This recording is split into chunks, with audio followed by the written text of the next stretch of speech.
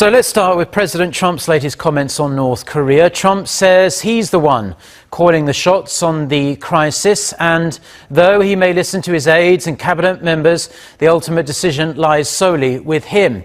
This comes amid signs of disagreement on North Korea policy within the White House, with the president saying the pursuit of dialogue with Pyongyang is a waste of time. Eugene He starts us off. Thank you all very much. I very much appreciate. We're here with a man who has become a friend of mine, Prime Minister Justin Trudeau and Mrs. Trudeau. Thank you so much. Appreciate it. And we are discussing many things, including NAFTA, but we have discussions scheduled for quite a few subjects. And I think we both look very much forward. And I want to just tell you, Justin, it's a great honor to have you both with us. Thank you. Thank you very much.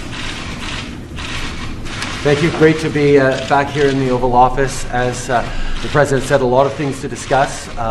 We have an incredibly close relationship with two countries that are interwoven in our economies, in our cultures, in our peoples. But we have a good partnership, and there's always ways to improve it, always issues we need to talk through, and that's why having an ongoing constructive relationship between the President and the Prime Minister is really important, and I'm glad to be able to meet with you here again today. Merci beaucoup. L'ambiance est bonne, Monsieur Trudeau? Toujours bien de se rencontrer avec des alliés et des amis. Mr. President, is NAFTA dead? We'll see what happens. We have a tough negotiation, and it's something that you will know in the not too distant future, but we are going to be discussing NAFTA, and we'll be discussing defense, because we have a great, these are truly great and original allies, and mutual defense is very important. And I guess we'll also be discussing mutual offense, which people don't mention too often, but offense is part of defense. So we have many things to talk about, but NAFTA will certainly be a big factor today. Okay? So you want to increase the nuclear arsenal? No, I never discussed increasing it. I want it in perfect shape. That was just fake news by NBC, which gives a lot of fake news lately. No, I never discussed. I think somebody said I want 10 times the nuclear weapons that we have right now. Right now we have so many nuclear weapons. I want them in perfect condition, perfect shape. That's the only thing I've ever discussed. General Mattis put out a statement, or is putting out a statement, saying that that was fake news, that it was just mentioned that way, and it's frankly disgusting the way the press is able to write whatever they want to write, and people should look into it. No, I want to have absolutely perfectly maintained, which we are in the process of doing, nuclear force, but when they said I want 10 times what we have right now, it's totally unnecessary, believe me, because I know what we have right now. You want no increase whatsoever? You're happy with We won't need an increase, but I want modernization and I want total rehabilitation. It's got to be in tip-top shape. Mr. Trump, you said that NAFTA just needed for the Middle East. What changed? Well, I don't think anything changed. We're negotiating a NAFTA deal. It's time after all of these years, and we'll see what happens. It's possible we won't be able to make a deal, and it's possible that we will. We have a great personal relationship, and we have a relationship now as two countries, I think that's as close as ever. But we'll see if we can do the kind of changes that we need. We have to protect our workers, and in all fairness, the Prime Minister wants to protect Canada and his people also. So we'll see what happens with NAFTA. But I've been opposed to NAFTA for a long time in terms of the fairness of NAFTA. I said we'll renegotiate. And I think Justin understands this. If we can't make a deal, it'll be terminated, and that'll be fun. They're going to do well, we're going to do well. But maybe that won't be necessary. But it has to be fair to both countries. Mr. President, do you think there should be limits on what the press should write? No, the press should speak more honestly. I've seen tremendously dishonest press. It's not even a question of distortion, like the question that was just asked before about 10 times the nuclear capability. I know the capability that we have. Believe me, and it is awesome. It is massive. And so when they make up stories like that, that's just made up. And the generals will tell you that. And then they have their sources that don't exist. In my opinion, they don't exist. They make up the sources. There are no sources. Any other question?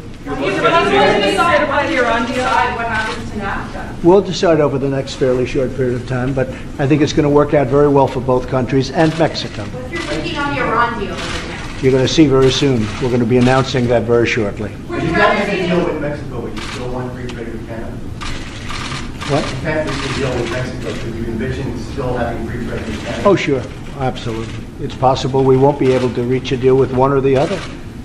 But in the meantime, we'll make a deal with one. But I think we have a chance to do something very creative that's good for Canada, Mexico, and the United States. So do you want to see how you survive? How was your lunch with Secretary Tillerson? Very good. You mean last week? John, you're so far behind the times. You mean today or last week? Because today I didn't have lunch with him. No, I had a lunch last week, and we had a very good lunch. We have a very good relationship. The press really doesn't understand that, but that's okay. We actually have a very good relationship. Are you on the same What else? page on North Korea? I think I have a little bit different attitude on North Korea than other people might have. Your secretary? And I listen to everybody, but ultimately, my attitude is the one that matters, isn't it? That's the way it works. That's the way the system is. But I think I might have a somewhat different attitude and a different way than other people. I think perhaps I feel stronger and tougher on that subject than other people. But I listen to everybody, and ultimately, I will do what's right for the United States and really what's right for the world, because that's really a world problem. That's beyond just the United States. That's a world problem, and it's a problem that has to be solved. Thank you very much, everybody. Thank you. If NAFTA doesn't work out, would you negotiate with both countries individually? If NAFTA doesn't work out, can you see a deal with each individual country? Yes, I would see that, yes. Thank you. Thanks, everyone. Thank you, everybody. President Trump has admitted his views on North Korea are stronger and tougher than those around him, but made clear he is in charge of making the final decision.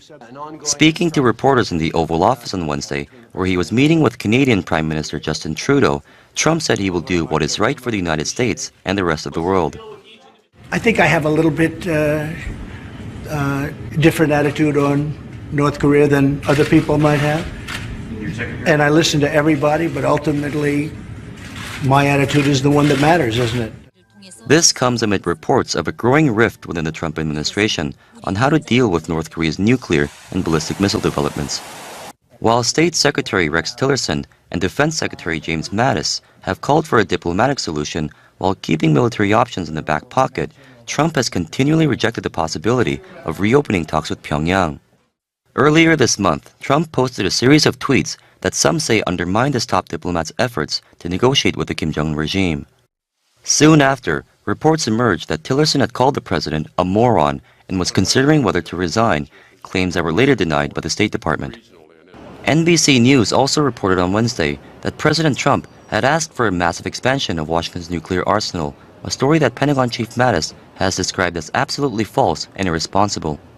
Trump blasted the media outlet on Twitter and threatened to revoke its broadcasting license if it continues to propagate fake news.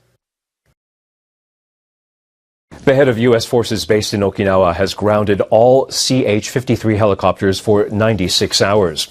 The order comes after one of the aircraft caught fire and made an emergency landing Wednesday evening. As NHK World's Noriko Okada reports, people in the prefecture have had enough of accidents involving American military aircraft.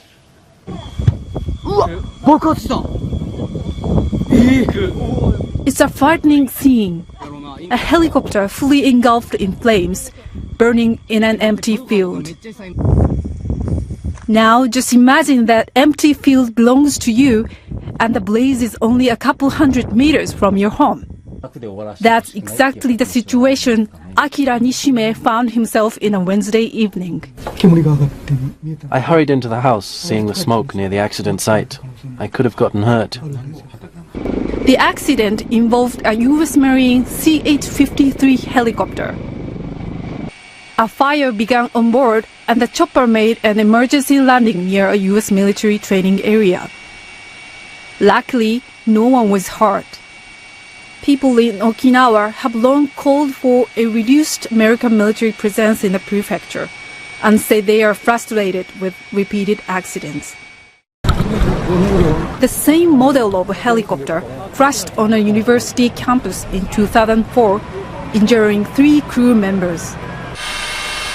Last year, a U.S. Osprey crash-landed in shallow waters off the coast of Okinawa. And last month, an Osprey made an emergency landing after it was leaking oil. Local residents say enough is enough.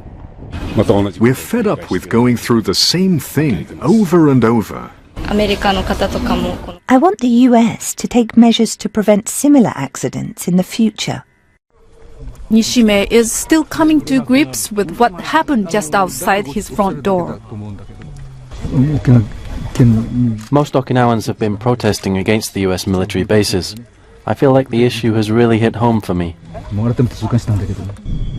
Despite the US military's decision to stop flying this type of helicopter, the broader calls for the US to scale down its presence in Okinawa are not likely going away.